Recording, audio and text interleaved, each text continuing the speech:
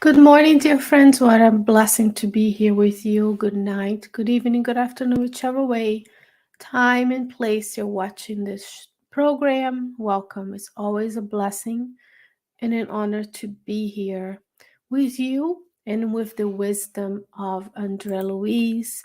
We thank him and we thank Chico Xavier for their work that has brought to you and I today chapter 15 of the book Green Light um, by Andre Luiz. And today's chapter is about seeing and hearing. So what we see as we go about the world, how we perceive the world around us through the lenses of our vision, and also what we hear, how to hear and how to see. Isn't that a wonderful way for us to think about our actions and our activities during the day? And I always will say, quote, vision and hearing should be developed as much as words and manners, unquote. So he's saying that those are tools, those are things that we can work on and develop. The same way we develop our endurance when we exercise, we develop our intellect when we study, we develop our moral qualities when we apply these teachings in our daily lives. We can develop our vision and hearing. Because when you are looking at something in its pure sense, the light is being captured by your eye. Those inputs are being transduced and transmitted to your brain, and your brain is interpreting the images. The same with hearing, when you're hearing something. But we need to go one step past just the physical and biological elements and actually learn how to look at things and how to hear things. And let's see, he will give us very practical tips on how to develop those two senses. He says, when visiting any home, let us thank the kindness extended to us by the host without paying attention to a possible untidiness in the place, unquote. How many times we go somewhere, even if it's just a workplace, an office, someone's home, we get a ride with someone, the first thing we notice is what's wrong with it. He says, let's first thank the kindness of those who are hosting us. We take in the fact that someone is welcoming us in their homes, and then we don't look for defects. We look for the good in that gesture. In reverse, when you're welcoming someone into your home, remember they're bringing with them their thoughts, their feelings, their vibratory tones, their spirit friends with them. So it's when you're inviting someone into your home, into your workplace, or to go somewhere with you, it's very important that we are very protective of the spiritual environment around us. So we are in a healthy environment, we're protected, so on and so forth. So go to places, feel welcomed instead of looking for the defects. Now for hearing, he says, when you hear a friend utter a grammatically incorrect phrase, take into consideration the intention and elevated feelings with which the phrase was said, without closely making a note of the grammatical mistakes. Some people do correct others, especially when we're when we encounter someone who sounds different or speaks in a different cadence or use different words than we do. The first instinct is to correct them. First of all, we need to ask them if they would like to be corrected. And Andre Luiz is telling us first, if a friend says something that is not correct, first look at the intention and the feelings they're trying to portray versus focusing on the grammatical errors that we find. He says, see with goodness and hear with discernment or logic. When you see with goodness, you bring out in that person the best in them. That's what our mentors do with us, our spirit friends, who are our guardian angels, spirit guides. Those are good spirits, spirits to us who are guiding They see the potential in us. They're kind and loving, just as the master was. The master was always seeing the goodness in people, and he was also hearing for the best. Here with discernment, just because someone says something, you're getting one view, one side.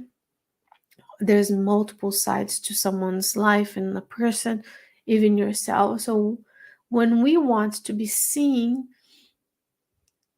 with goodness and heard with discernment, remember you are a multi-dimensional, you're a complex being. So we extend the same courtesy to others when we are talking to them as well. Always want to treat others as we would like to be treated. And when we see what's happening around us in the world, with the reach of the media and our phones and 24/7 cycles of news, we are exposed to a lot of negativity. And even images that are true but difficult, because we are seeing suffering of people, suffering of animals, suffering of the earth itself. So we need to see the goodness even within when things are difficult. And we want to hear what is good. We want to develop our vision, our hearing, our intellect. We want to study things. We want to know things, not just have an opinion. We want to look at someone just as Jesus looks at you right now.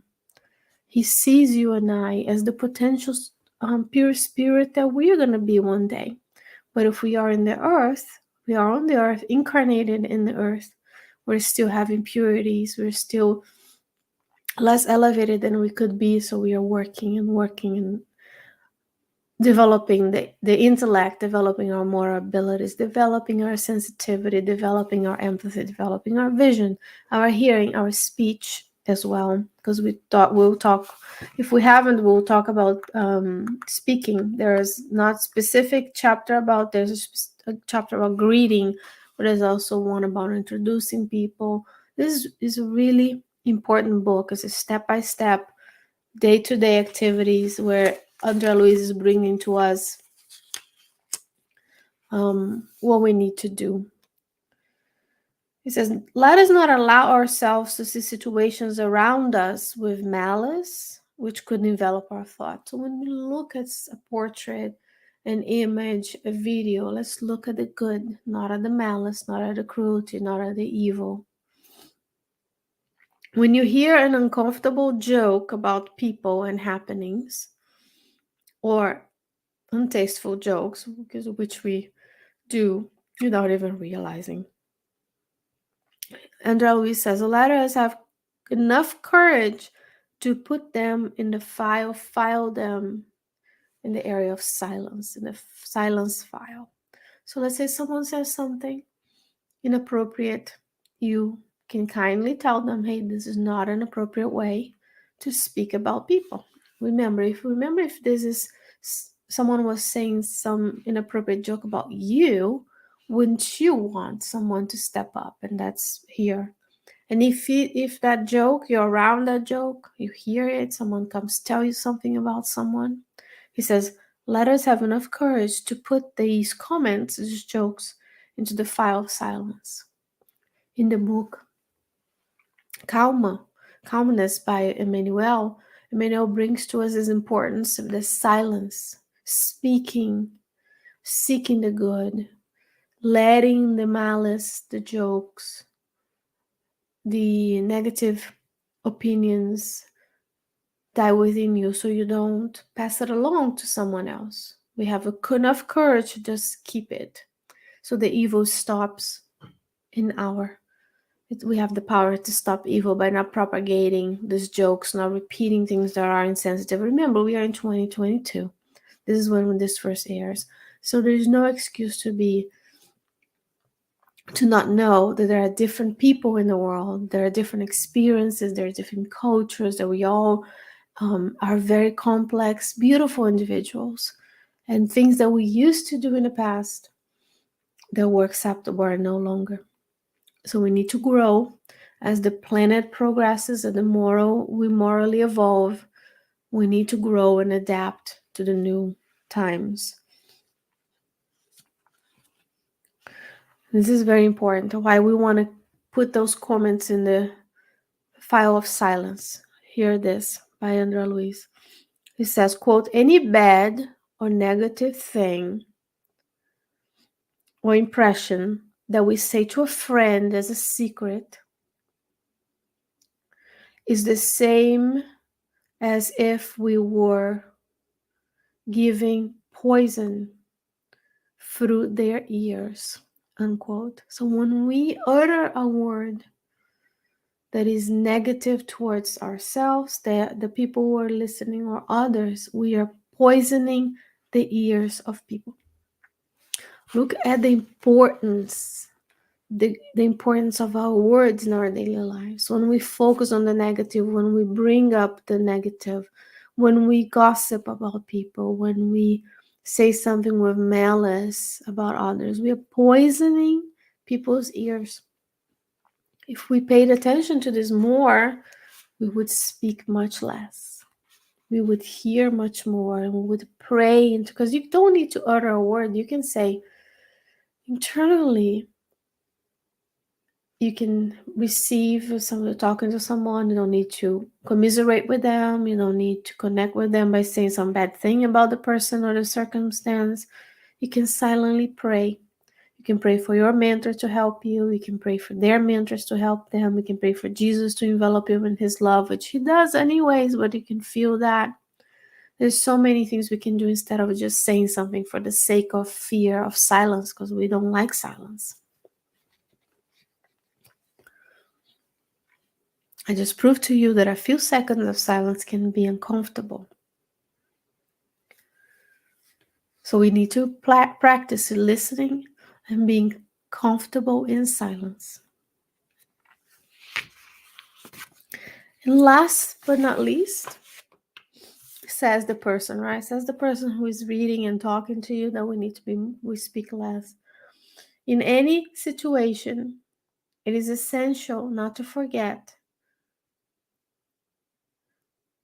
that we can see and we can hear, or we can listen in order to understand and help.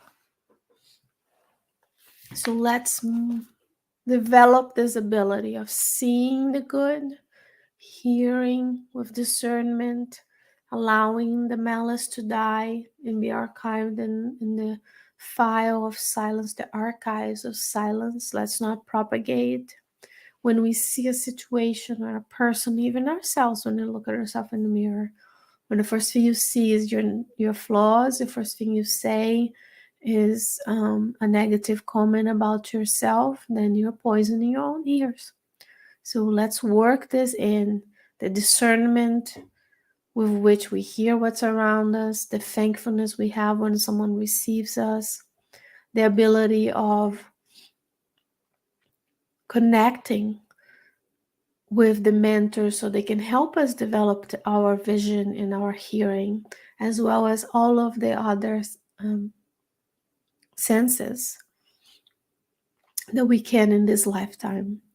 Dear friends, what a blessing to be with you this morning. And I hope that between now and the next time we see one another, God willing, I'll be back with you next week with another chapter of the book Green Light. In the meantime, please leave your comments, leave your questions, share, like, subscribe, do all of those things, because we want to be courageous to spread the good around us. God willing, I'll see you again. Have a blessed week. Stay well. Stay safe.